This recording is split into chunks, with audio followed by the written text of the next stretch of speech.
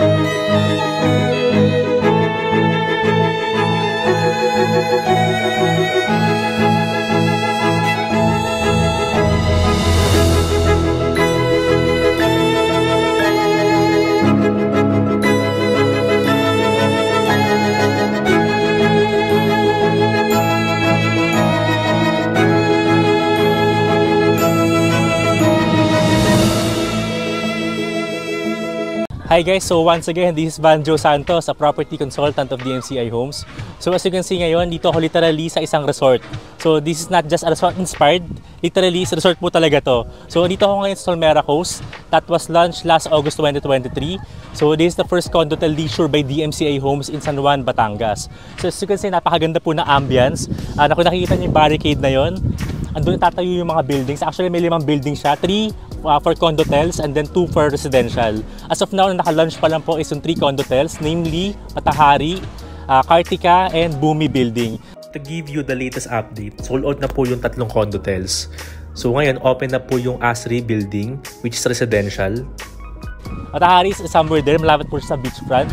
So Matahari will be turned over on February 2027. Siya po yung mga unang building. And then Kartika, somewhere here. So ano po siya, sunod ng Matahari, it will be turned over on May 2027, and Bumi Building will be turned over on August 2027. So ayun po, bali as of now, ito po yung construction update niya. So as expected, syempre kaka-launch pa lang last August 2023. Wala pa po tayong makikitang physical na building na tinatayo. Pero meron na po dyan mga buhangin, hinuhukay na po siya. So ayun po. So in front of that, ito pong beach. As you can see, ito po yung familiar beach dito sa San Juan, Batangas. So pag may mga getaway kayo, usually dito po sa San Juan, Batangas.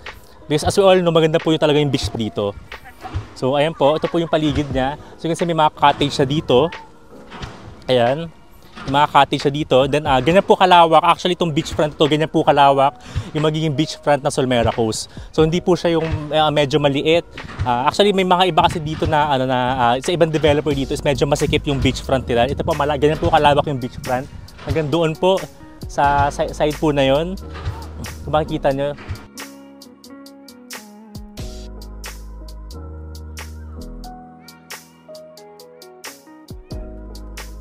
So ayun po, as of now, pwede ko po kayo muna bigyan ng project presentation since di pa nga po nakatayo yung 3 building. Papakita ko po sa inyo yung mga perspectives ng amenities at the same time kung ano ba meron sa Solmera Coast. So before I present the project, papakita ko muna sa inyo yung way ko papunta sa Solmera Coast from Metro Manila. There are 3 alternative routes going to San Juan, Batangas. And I decided to take SLEX and Startol going to Ibaan exit.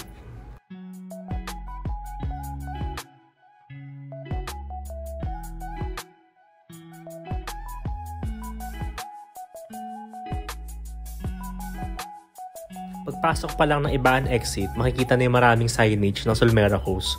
So madaling mapupuntahan yung area.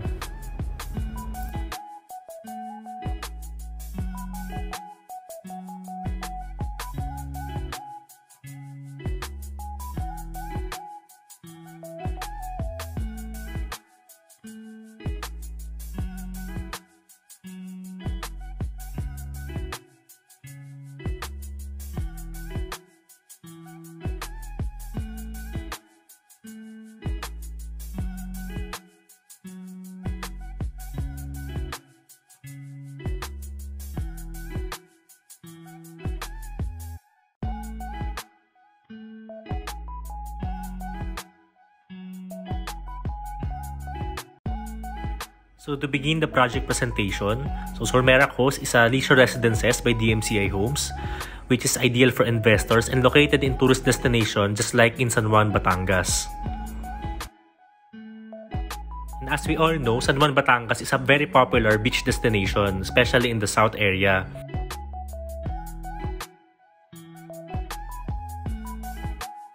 These are some of the reasons why invest in Solmera Coast. So first is the accessibility of San Juan, Batangas. So halos 2 hours drive lang siya from Metro Manila. And then the increasing tourist demand, as you can see on your screen, from 2014 up to 2022, pataas ang pataas yung tourist arrival record in San Juan, Batangas. And there is also an evident increase in the value of property in San Juan, Batangas from 1997 up to present. The reason for that is the continuous development of San Juan, Batangas. So maraming mga establishments na tinatayo na nagko-contribute sa pagtaas ng value ng property dito. So this phase of Solmera Coast, actually phase 1 to, has 5 mid-rise buildings with 7 stories and 6 residential floors each. And by the way, may isang basement level parking.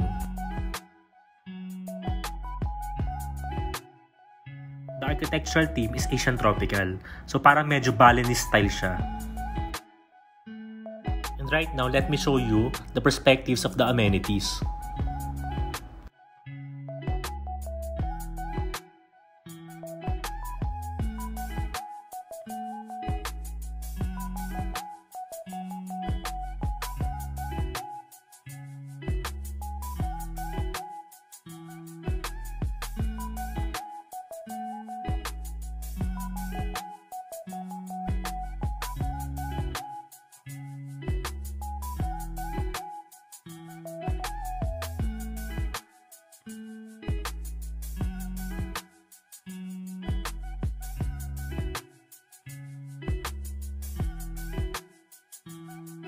And on your screen right now is the site development plan.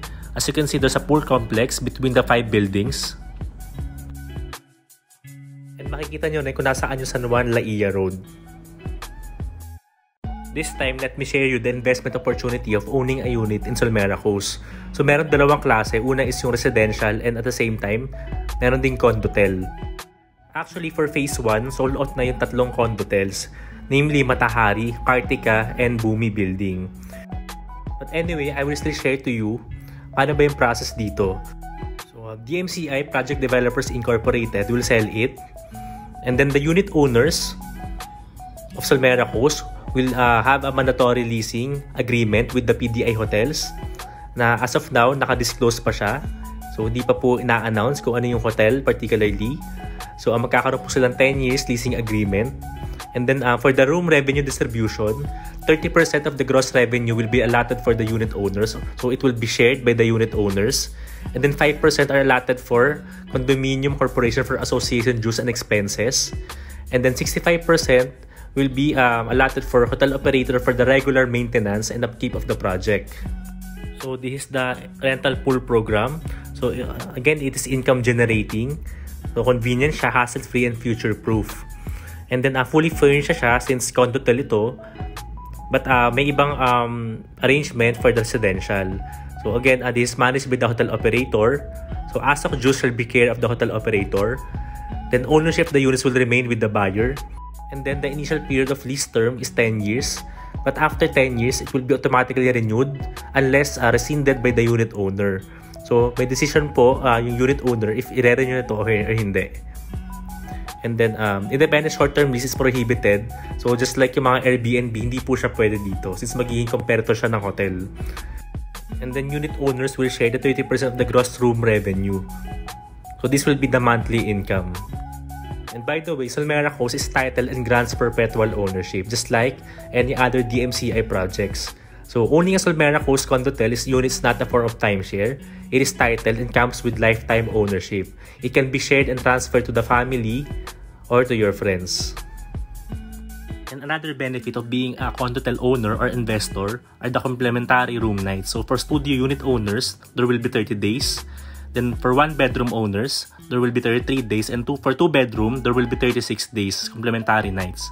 So transferable po siya sa ibang mga project ng DMCI Homes. Okay. So So right now po, andito ako sa model unit na particularly studio model unit dito sa Solmera Coast, Phase 2. So papakita ko po sa inyo ano ba magiging itsura ng studio unit dito sa Solmera. So tara, pasok po tayo.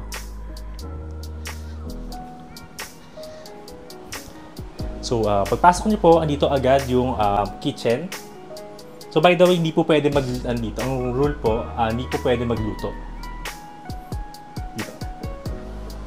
Nandito naman po yung toilet and bathroom.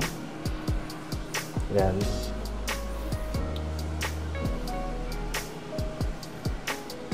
Ayan. So, since studio lang siya, so basically, isang ano lang naman siya, isang, wala po siyang divider. So, dito bed agad. Then dito ideally, lalagay yung living area. Ito po yung living area. Then dito yung bed.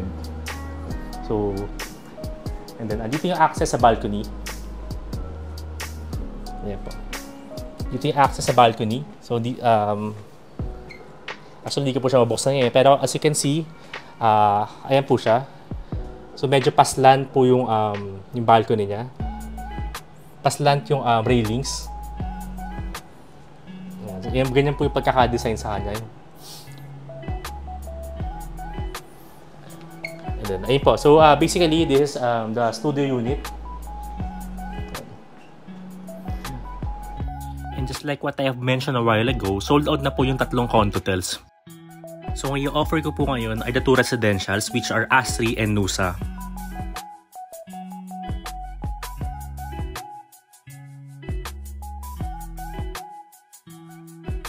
And to give you residential overview, so for residential, meron siyang 7 stories, and then may studio from 31 to 31.5 square meters. At the same time, may 2 bedroom din, 63 square meters to 92 square meters. And just like other DMCA projects, the deliverables are not fully furnished. So same lang din po siya ng other DMCA projects, unlike sa Condotel na fully furnished na.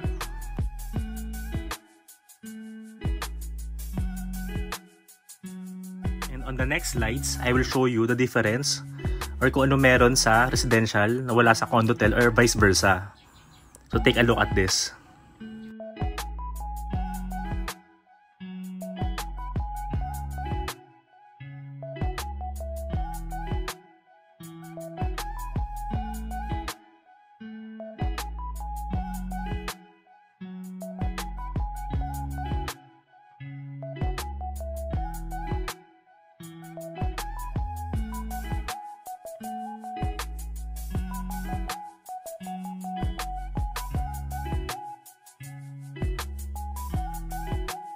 By the way, for the parking, it's first come first serve and it's free. So 1:1 only.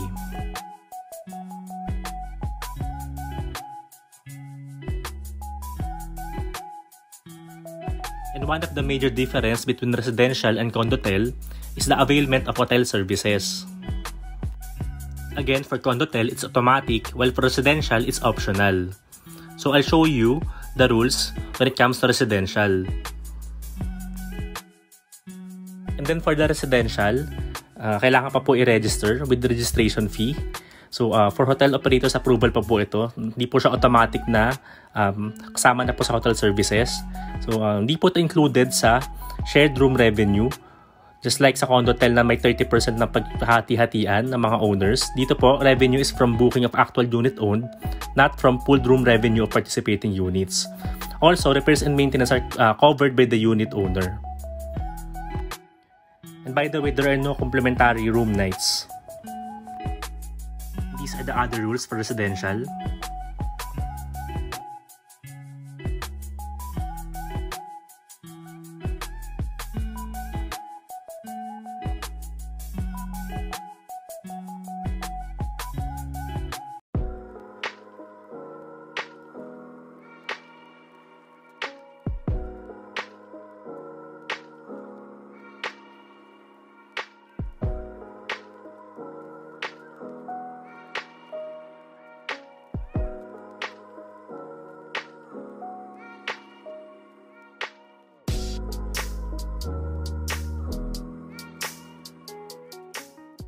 So to know more about the project, so since napaka-ideal po nito for investment purposes, especially long-term investment purposes, So you can message me sa mga social media pages na nakalagay sa screen nyo. I have a Facebook page which is Property Check PH. Then Instagram is Banjo Santos _DMCI Homes. And yan po yung mobile number ko. Yan na rin po ginagamit ko for WhatsApp, Viber. And you can see my email address on your screen right now. So if you're interested, we can have a site tripping here or we can have a Zoom meeting kung nasa abroad po kayo para ma-discuss ko po sa inyo yung whole project presentation. So I'm looking forward to guide you on this investment. So again, this is Banjo Santos, a property consultant of DMCI Homes. So thank you so much guys. God bless you all.